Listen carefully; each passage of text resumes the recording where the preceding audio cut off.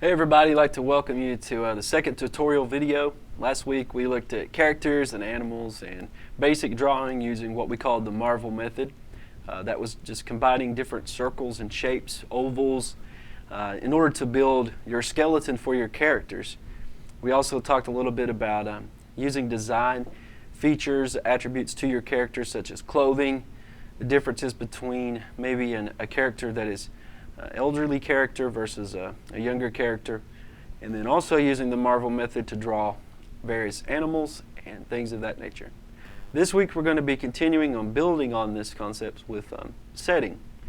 Now today's session, which is the week 3 session, writing with pictures part 2, we introduced setting. So if you haven't watched that video yet, I encourage you to go ahead, go back, watch week 3, part 2 of writing with pictures, which will explain setting and how setting is used. Now, before we get started with the actual drawing, let's do a little bit of an overview again. Setting is the background to your story. It's where your story takes place. Location is one way to look at it.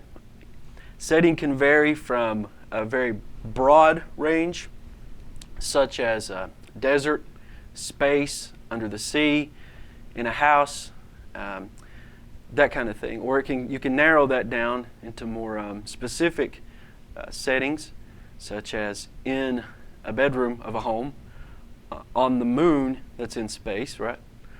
Or let's say on a coral reef in the ocean, and so on and so forth. One thing about your story that you have to keep in mind while constructing your storyboard is using setting, or the background, within your various illustrations. Now, depending on what type of template you've chosen, which we'll go over those again, picture book, chapter book, graphic novel, or comic book, how you depict the setting is going to be different. Today I talked about setting up your storyboard with the setting and the differences in between graphic novel or comic book and a picture book or a chapter book. We talked about Maurice Sendak, Where the Wild Things Are. We referenced E.B. White's Charlotte's Web. I would also like for you on your own to look up some of Frank Miller's work, such as The Dark Knight Returns. He has also written a few more various graphic novels of his own, but in particular his choice in how he sets up the setting in his comics. He's primarily an inker, but the work that he does and how he sets up his setting is very interesting. If you're a fan of comics and you read a lot of comics, you understand that not in every panel, which is the box that the story takes place in, do you have to depict the setting. So you could introduce the setting in the first few panels. Let's use Batman as a reference. You can introduce the setting. We could say that it is in the Batcave, okay? And then from there, when you show various characters on through the story, once you establish the setting in the first couple panels, you don't have to necessarily draw the setting in every panel onward. Maybe or not as much detail about the setting. Just be sure to establish where your characters are and in the place they're interacting, okay? Now I want to begin and talk a little bit today about perspective. Perspective is just this big word that talks about the angle of which the image appears to you, okay? And we're going to be drawing a couple of little examples here to help show you and explain what perspective is. You already know what it is, and I know we're covering broad range of grades here. We're covering grades 3rd grade all the way up to 12th grade. So forgive me if some of this stuff seems a little, repetitive, but it's important in order for us to explain these more advanced concepts to the younger grades, okay? So here we have a circle on the screen. Now this circle represents the center point of the picture plane. So what that means is when you're standing, if you were standing here, and I guess you are looking at it, so you can see the center point of this picture. Now I'm going to use this as an example, which is kind of a commonly used example, but let's draw a straight line going through this circle here, okay? Now again, I'm drawing with a stylus. This is a Wacom tablet, or Wacom tablet. I don't know the pronunciation, but this is a little bit hard to make straight lines. I can make straighter lines if we were drawing with pencil on paper, so bear with me. Some of these might be a little off, but just bear with me, okay? So I want you to imagine you're standing in the desert, and you're looking off into the horizon, okay? This is the horizon off in the distance. Now, this red circle is just there to show you where your center line is, okay? So then what I'm going to do, let's imagine that you're standing on railroad tracks. Okay, so here's the railroad tracks. And we'll draw some lines in between here to show that there are tracks going all the way down into the horizon. And as the tracks go further off into the distance, notice how these lines get closer and closer together, right? All right. Now, I'm also going to draw here beside of the tracks, going off into the distance, telephone or power lines, okay? So we'll draw one every so often. Notice how these get closer together as they go off into the distance. Okay, there we go. Let's go ahead and add at the top of these a little more detail so you can see what I mean. Now you notice what's happened here, right? This is your center of your perspective. You have the telephone lines that are going off into the distance. And you can tell by just looking at this image that everything is drawn into this center point right here. If you notice, and I'll go ahead and grab another color to show you. Look at the angle of the lines, or the line that follows the power line. See how they go straight down into the circle. Look at the line at the bottom of the power lines, how they seem to go into the circle. And even the railroad tracks. So if you were to draw something on this side, you'd draw a line coming out, and you could make this the topmost portion of what you're drawing. This is basically to help you understand perspective. And there's a couple more examples that I want to work on real fast and show you again, okay? Now with this one, we're going to do something a little different here. The first thing that I'm going to do is I'm going to create 2 points of perspective, okay? And I can show you what I mean by that. We're going to take one of these points of perspective and we're going to put it way over here. I'm going to grab the other one and I'm going to move it way over here, okay? There we go. I'll move it in a little bit more. There we go. All right, so now we have 2 points of perspective. This might be a little confusing right now, but once we start drawing, you'll see what I mean and how this is used, okay? Now the best way to kind of explain how this works is, imagine that these 2 lines intersect. Let's say you're standing on a street corner, for instance. So we'll draw this shape, come all the way down here, and then draw it going off into the distance here. Okay, this is a street corner that you're looking at from across the street, okay? So if this was a sidewalk, and this area right here is the road, it would look something like this. The sidewalk would go off into the distance, and you notice how it gets closer together with the other line as it goes off into the distance, like that. Same thing with this side. It goes off into the distance, and it starts getting closer, closer, and closer together, right?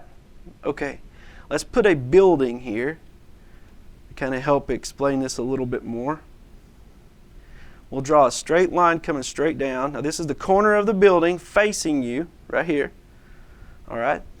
So if I'm going to draw more of this building on both sides, and then adjoining buildings going down the street, you can imagine a little bit how that would look. I'll go ahead and grab the black line and show you. All of the lines that come out of here, okay, are coming out at angles, right? So you can imagine it sort of like that. And the same goes for this side too, okay? So when we add the detail at the top, these angles are going to go down into the perspective. Same as the railroad tracks, right? So when I go to draw the angles of the top of the building, it's going to go down into, let me see. There we go. It's going to go down into this perspective line here. Okay, so it's something like this right here. So there's the 2 corners of the building.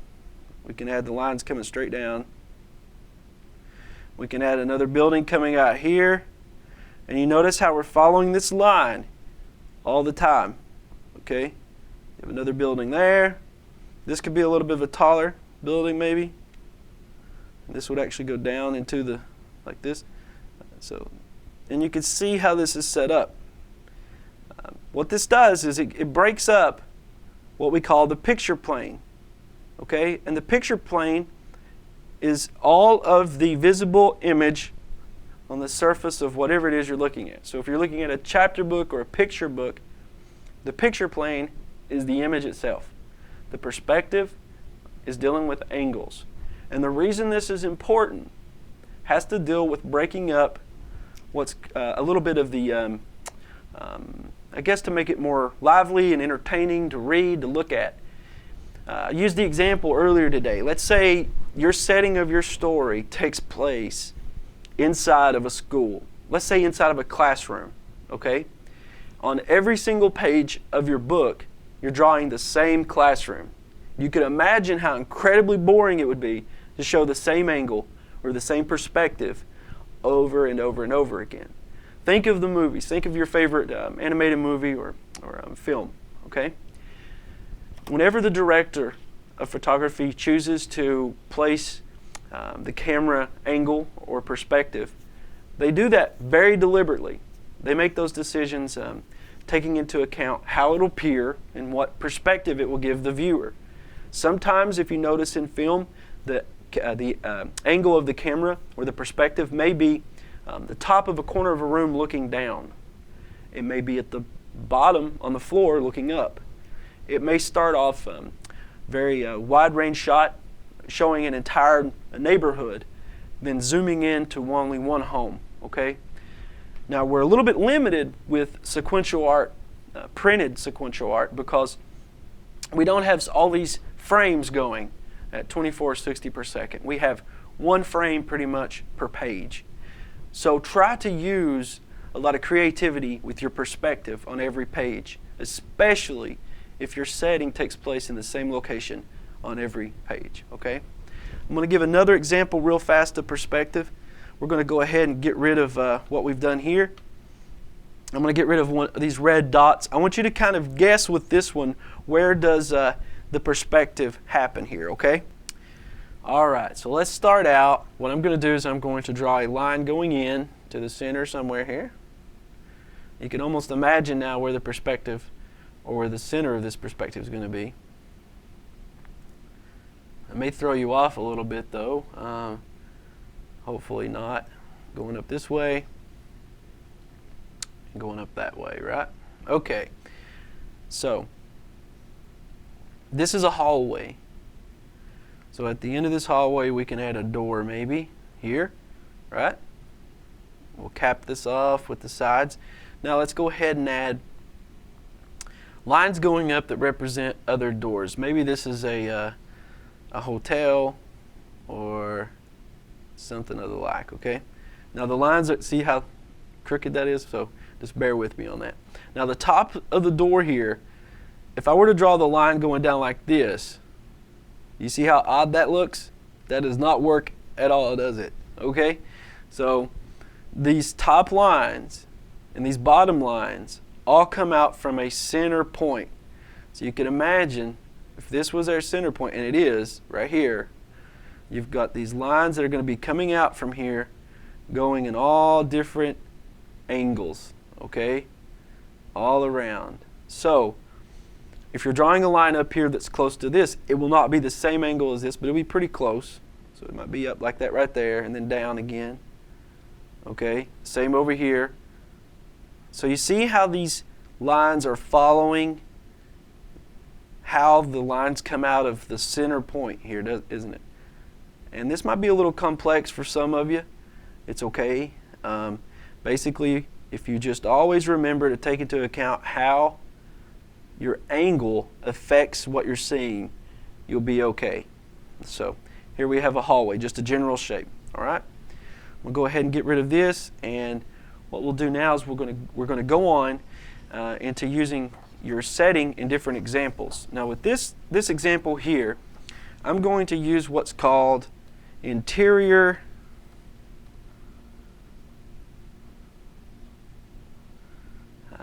setting. So this is all inside of, everything going to be taking place here takes place inside of a house, let's say, okay? All right, let's say my story takes place in a living room. So when you go to set up the setting for a living room, you as the director, the writer, the creator, you get to decide how this living room is going to appear on your page. Okay? Think about the different elements that you're going to use in your living room. Remember the Marvel method that we used before. So let's say I'm going to draw a character sitting over here on a chair, okay, reading a newspaper. All right, so there we go. There's a newspaper. There's his other hand. So if he's in a living room and he's reading a newspaper, maybe I could have his legs crossed, okay, and we could put him in a chair, right? Often you associate chairs with living rooms, different types of chairs and stuff.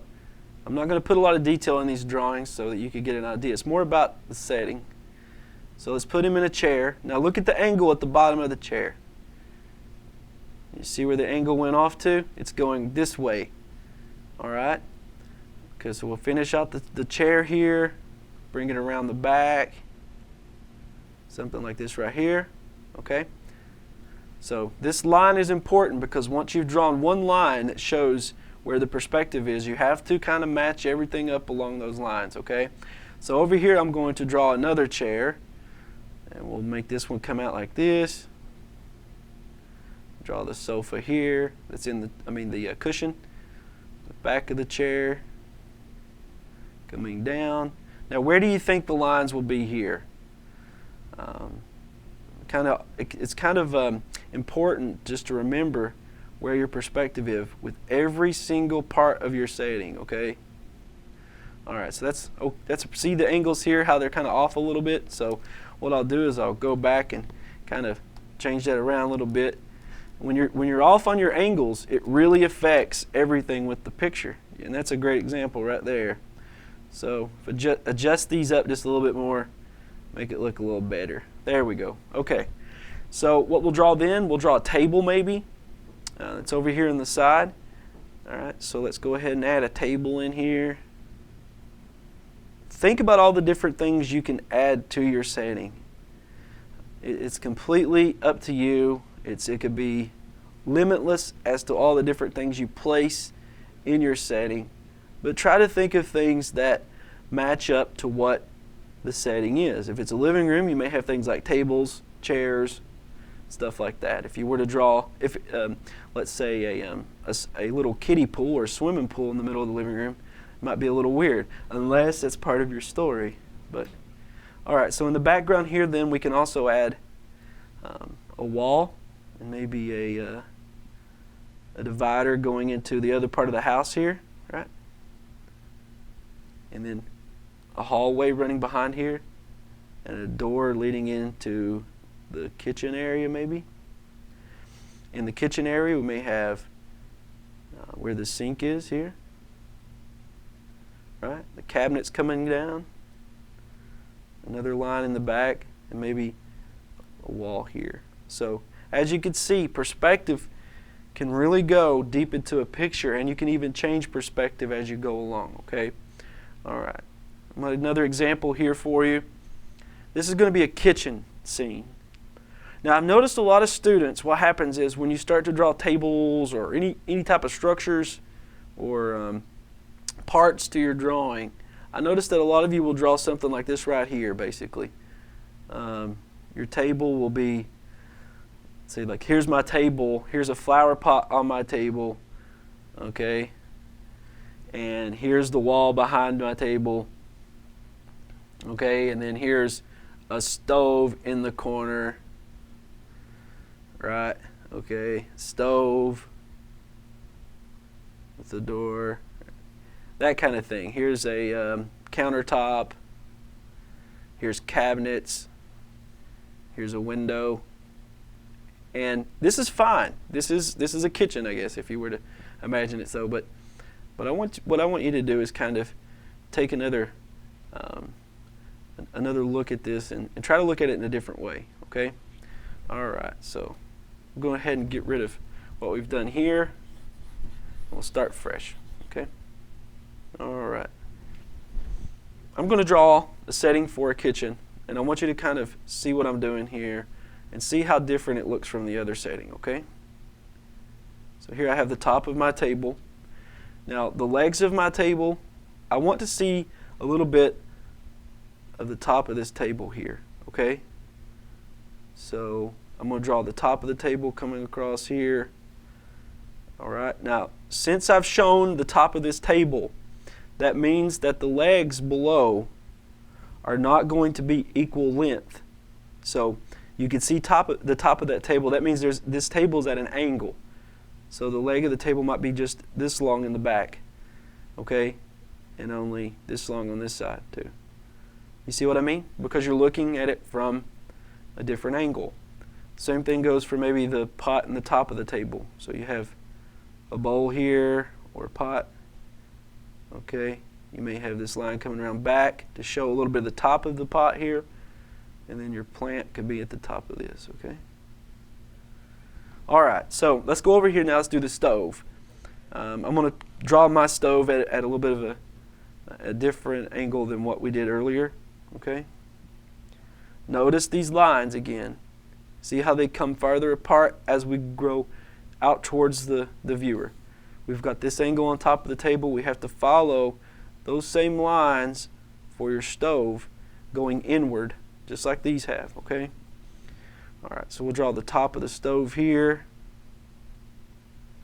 Again, I'm following the line for perspective here, right? Come down like this. Now notice what I'm doing. I'm drawing out. It's almost, I heard one student say, well, you know, it looks kind of 3D. And that's a really good way to put it. It does look a little three-dimensional. You can see different sides of it. It doesn't look flat, okay? You can think of it like that if you want. That's perfectly fine. All right, so now we have maybe a stove here. Put some burners on the top of it. Okay, now what I'm going to do in the background here is draw a refrigerator. But the refrigerator, I'm going to draw facing the viewer, okay? And again, I'm drawing with this stylus. It makes it a little different to draw with.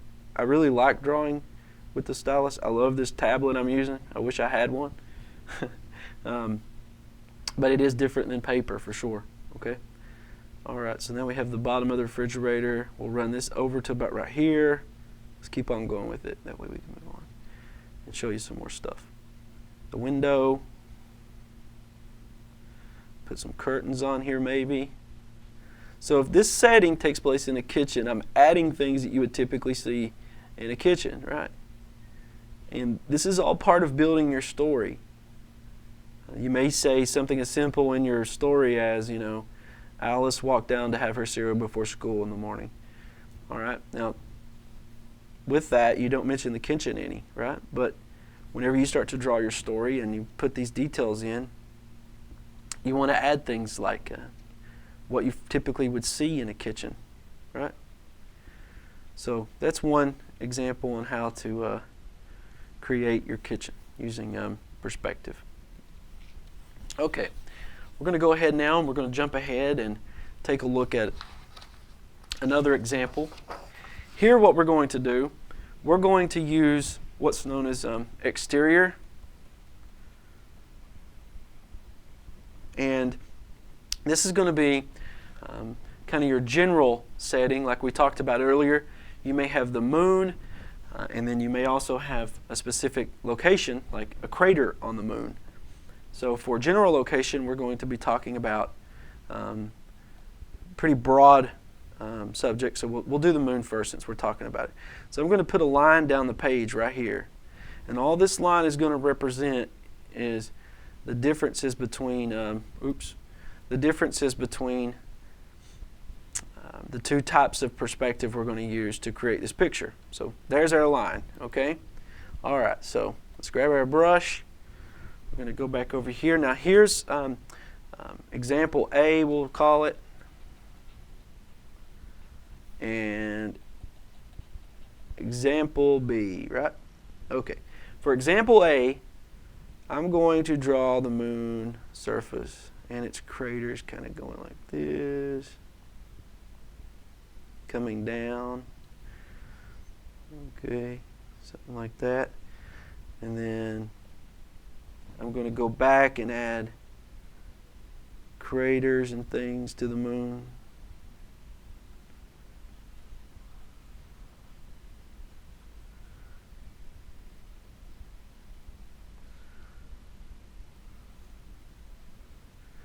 So this is one way to do it. You want to add stars out here, right? Planets and things. So you could tell that this is taking place, on some type of a lunar surface, right? You can add a little bit of detail, right? So this is one way to do it. Now in this version, I'm going to get a little more specific than this. We're going to be doing basically the same thing, but we're going to put more detail. For instance, what we could do is draw a rock face coming down. There are small types of mountain, not really mountains, but build up on the surface of the moon. It's not all flat. There are different types of formations that look something similar to this on the surface of the moon. So here we have an example for maybe a rock or something that's built up on the moon, okay? All right, so then back here we could start going across. We could draw the crater standing out a little bit more. Draw the inside of the crater maybe. Keep on going this way. Once we get over here, we can start adding more of the buildup. Kind of resembles maybe a hill or a small hill. We put some shadow in there. Something like this. Okay? And then we can also add some more craters. More surface craters going on. We may add a couple more rocks over here. Something to show just more detail to the setting. So how you choose to build your setting really matters a lot. It's okay to do a simple version like this, or you could do a little bit more complex. And so out here we could put the Earth. I know that's not a very good circle, but that's okay. We can draw the continents on the Earth coming down. Put Greenland in there. Part of some Europe. There we go. So then we could draw stars. Now you could see the difference between this version and this version. This is just more detailed. The setting has it's more specific to the setting. We're looking maybe at this one location. So where this would be looking at the entire surface of the moon over here, all right? In this perspective, we could zoom in more. We may even put, like, I don't know, a little alien guy here or something. Maybe he's getting ready to mine for some mineral, right? you get the picture. Okay. We're going to do another example here, but with this one, what we're going to do, we're actually going to use more of it's a general location. We're going to use the jungle, though, and kind of give you an example of that one, okay? All right, so go ahead and, I should have left my line up there, but that's okay. We'll add another one real fast. Okay, so here we go. Now, let's say your story has characters in it. Maybe there's monkeys, okay? I'm going to go ahead and draw this out for you. We'll draw a little monkey setting here. Now, monkeys sometimes, they're found in jungles, right? So we can put him sort of hanging out here. And we have to build the setting up around him, okay? So let's put him here. Maybe he's got his arms hanging down like this. The other arm coming out. Like that. We'll draw his legs coming down. We'll have him sitting on a tree, okay? All right. His tail coming up. Something like that. Okay. You can tell that's sort of a monkey, right?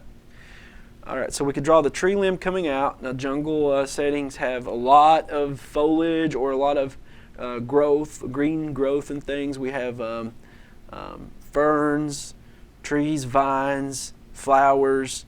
There's a lot going on in the jungle. So if your story was to take place in a jungle, you may want to do a little research on what sorts of things you find in a jungle. Today I talked a lot about research, and it's really important that you do that. Research is very important with this kind of stuff. You need to know, what do you find typically in a jungle? What are the things you would see if you were to visit a jungle? You use those in your story then to help create your setting. So here we have a tree, got the little monkey sitting in the tree. We may add another rope hanging up here, or a vine, coming down like this. We'll add some limbs, some tree limbs, or leaves, coming out. So you may have something just as general as this. Maybe put a little bit of stuff behind him here to show that there's more foliage or trees or plant life going on, okay? So this could be one way to draw your jungle. And this is with the character included. So over here on this side, I'm going to do another example here, okay? You may start out with drawing ferns or plant life that's very close up to the picture plane, which is basically, like I said, the surface in which your images are going to appear on the page, okay? The closer up on the picture plane that you draw things, they're going to appear larger, of course, right? And with this, you could create interesting effects to your setting. And again, you really need to research what sort of things do you see growing in a forest and use that. You may not have cactus in this, for instance, or cacti growing in a jungle setting, but all right, so we'll draw some different types of plant life out here, and we'll draw maybe a path going off into the jungle. All right, there we go. I don't know if anyone's familiar with Bob Ross, but he was a painter. He used to do these television shows when I was younger on PBS, and I used to watch him.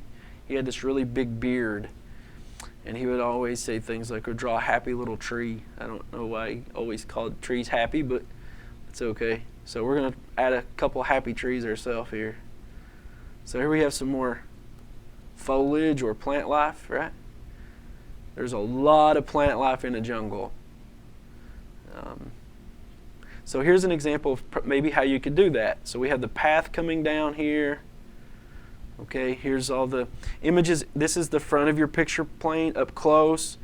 When you get back here in this area, that's farther back in the picture plane. Same as over here. Okay, your monkey and the tree here, that's up close on the picture plane. But when you get further out, notice there's less detail. Okay, when things appear farther back in the picture plane, which is, where you farther off in the distance, if you will, those things do not have to be as detailed as things appear up close. Now I could add a ton more detail to this, but for time reasons we're moving along, okay? All right, I'm going to go ahead and get rid of the hallway here. Remember that. Remember the perspective we talked about. We're going to use this again right now. And with this particular example, we're going to show you, or I'm going to show you, how your setting, how to use your setting if you are drawing the same setting over and over, especially if your setting changes, okay? If your setting changes a little bit. Now, it'll make more sense after I get started here, okay? All right, let me bring this down just a little bit so you can see. There we go. What I mean by that is, let's say, for instance, that you have a story on, think of Jack and the Beanstalk. There we go. That's a good example. Now, Jack and the Beanstalk takes place around a small cottage. Yes, there's a lot more going on in that story. When he goes to town, he trades the cow for beans and everything. But when the beanstalk grows, the setting changes, doesn't it? It grows all the way up into the heavens and stuff. So let's take that into consideration as we're doing this. I'm going to draw a farm, and I'm going to do a very kind of a very sketched version of it. It's going to be fairly quick here for time reasons, okay? All right, so first we're going to go ahead and add this little farmer guy. Put a little hat on him. Like I said, it's not going to be detailed. I'm just going to really fast. Here's our little farmer. Got his overalls. And let's say he's looking at the ground And all of this setting is going to be taking place surrounding this little garden. And the garden is going to be drawn right here. He's already marked off where the garden's going to be. Back here is just maybe some tree line coming out here, and then here's the barn, right? We'll draw it in the corner. And like I said, I'm not going to be using a whole lot of detail with this. We're just going to move along, okay? So here he is looking at the garden, all right? Now, I'm going to draw the same exact setting on this one, but I'm going to draw him doing something a little different. I'm going to draw him actually planting some seeds. So, drawing the garden coming down again, same thing as before. All right, we'll go ahead and add him in here, but this time we'll have him putting some seed in the ground. Okay? He's got his overalls. Let's have him holding a bag of seed or fertilizer maybe. Right here. All right, he's got the fertilizer. He's standing there, and the fertilizer's coming out on the ground. We can already make it so that he's maybe he's tilled the ground a little bit. We can draw these lines going in the dirt here to show that he's been working on planting his garden. Okay. And again, we'll show the tree line in the background coming over, stopping right here, and we'll draw the barn again. Okay.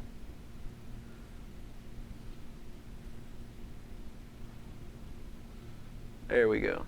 Now, all right, so now let's go down to the bottom panel here, and what we're going to do with this one, we're going to advance on that a little bit more.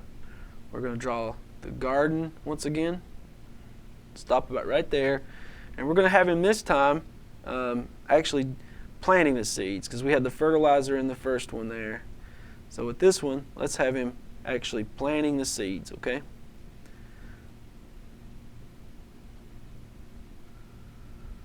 So he's got his cup of seeds out, and he's pouring it into the ground here. All right. We'll show that he's, like, once again, tilled the ground. I guess you'd put fertilizer on, before you plant the seeds, I guess, maybe in some cases. I'm not really sure. I've only grown tomatoes. Anyway, so we've got the ground tilled, and draw our tree line, draw our barn,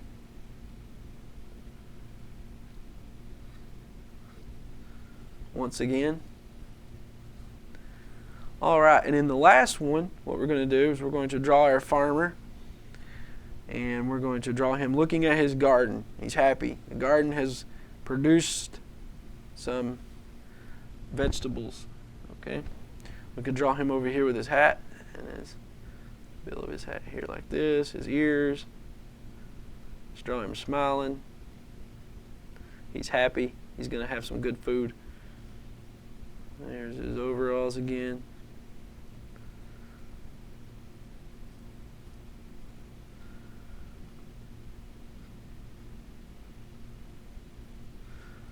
All right, and then here we can show how the garden is growing.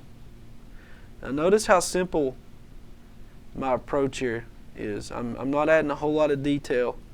This doesn't look like anything you'd find in Marvel Comics. Of course, I'm rushing to show you how to do these things, for one, but number two, you may not want to draw like Marvel or DC. You may want to create your own type of style. Think of the Diary of a Wimpy Kid.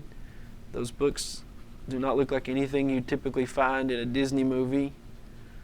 Okay?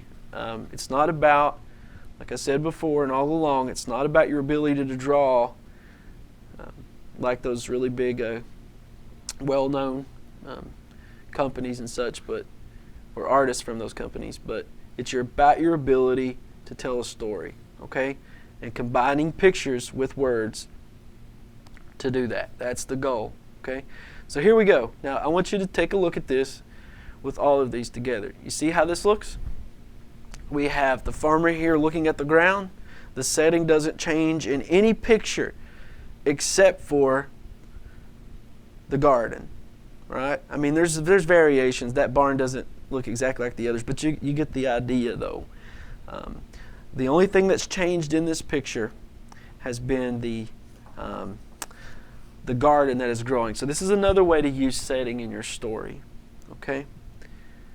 All right, so I hope these examples have helped you in some way to understand how perspective works with your setting. Also, keep in mind that there'll be additional resources placed on the art gallery on the holler.org right here where you're searching. Go ahead and look under the documents tab, the forums tab, and you'll see videos. There's a lot of stuff that's going to be provided there to help you. Additional links maybe for examples and things of that nature. I want you to keep in mind that you should go back and watch videos over again. After this week, after week 3, going into week 4, you should have your storyboard completed. You should have your characters designed, your backstories, who your character is. You don't have to go as in-depth to have a backstory, but today I met with students at Belfry High School, and I was amazed. Those students had a backstory for the characters. They chose what they look like, their clothing, their accessories, and they wrote out in descriptions their attitude, their demeanor, what they like, they don't like.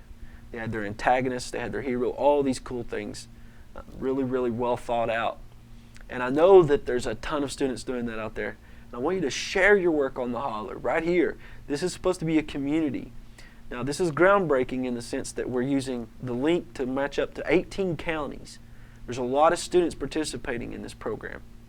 It's groundbreaking because there's not a lot of school districts catching on to this. But out west, the sequential art movement or the writing with pictures, this is growing more and more because it really is a great tool to get students interested in learning more about creative writing, language arts, and using pictures in relation to words to tell a story, okay? This is your community. If we can build this and grow this, I want to see your work out there more for the students. It's about you. It's not about me. It's not about anything here but you expressing your ideas, your thoughts, in this form. I'm excited to see what you come up with, and I really hope you continue to take this seriously and just have fun more than anything. And before we go today, I'm going to do my best. Just one more thing here. I'm going to show you the Marvel method, and we're going to draw Olaf. So if you survive through this entire video, we're going to draw Olaf together with this stylus, which is going to be a little difficult maybe. So I don't know how Olaf is going to look at the end. So here we go. This is kind of a treat. So you draw along with me here, and I'll show you how Disney uses the Marvel method to draw Olaf. Okay? First thing I want you to do, remember I'm drawing in blue. When I'm drawing in blue, that's a pencil. Okay? So you're going to draw a circle. There's our circle. Okay, the next thing I want you to do is draw another circle right about here. And you could go back, remember when you're finished, and what you do is you erase the lines you don't need and you trace over the ones you want to keep, okay? We'll draw another circle here, another circle here. Now that looks nothing like Olaf yet, does it? But what happens is when we start to work up here at the top, things come together a little better, okay? So far we have 4 circles that you should have. Now this next shape is a little different. You're going to draw a oval type shape right up here, about right there. You're going to connect it down into the body, okay? Sort of like that. Now this is the Marvel method. It's used by, like I said, Disney and all sorts of other artists to create their characters.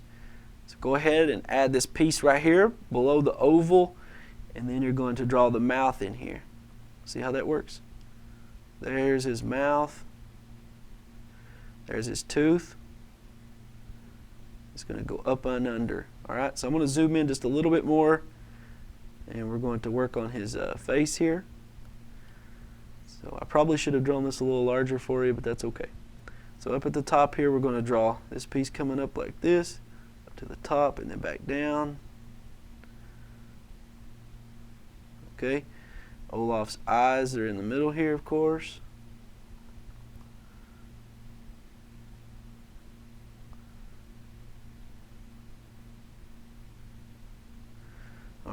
And now we can draw the little limbs coming out for his hair. And we can use the side here for his arms. So his arms come out. Now they're twigs, so I could do a little bit more detail on this if we could, but not much time. Something like this. Okay.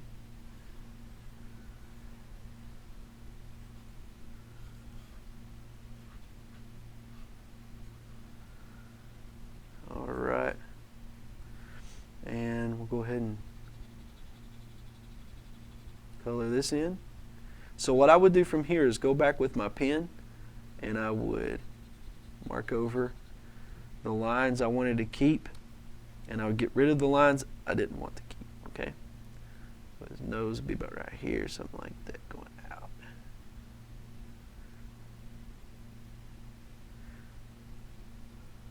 All right. That kind of looks like Olaf. His head might be a little too big, but that's okay. Or his head is too small, or his body's too big. Something's going on with him, but that's okay. So we'll go ahead and add a circle for the coal, another circle for the coal, and one more. So there we go, using the Marvel method to draw Olaf. And you can see how Disney's kind of used this method, and you can break any drawing down using the Marvel method, okay? Circles and shapes. I hope you had a really good time this tutorial. Thank you so much for watching the entire thing. We're going to have some more tutorials as we go along. Good luck in creating, and I'll see you in the classroom.